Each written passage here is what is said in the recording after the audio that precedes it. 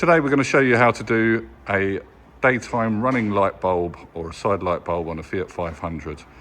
We're doing one on the near side front on this car, which is this one here. We've got it on the ramp with the wheel removed for access, easy access for us, but you can do it if you just move the steering wheel to the left or right. So the first thing we want to do is remove the cover. There's two access points here. It's the top one that we need, which reveals the lamp itself. So you've got a splash cover to remove again. And now you've got two bulbs.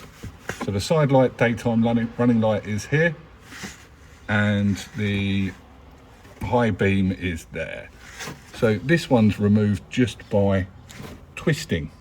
I'll show you, we've got one on the desk, which will be a bit more easy to explain. So lamp on the desk, a new one here. So you've got the bottom one and the top one, like we were saying before. So it's the top one we're after.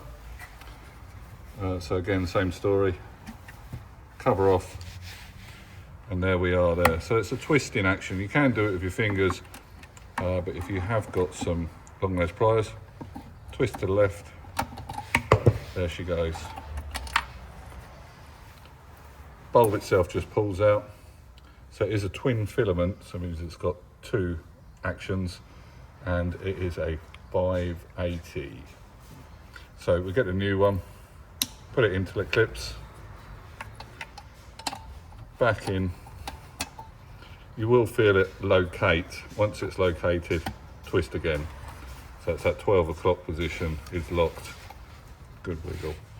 That's it, that's how you do the daytime running light side light on the Fiat 500. Hope that helps.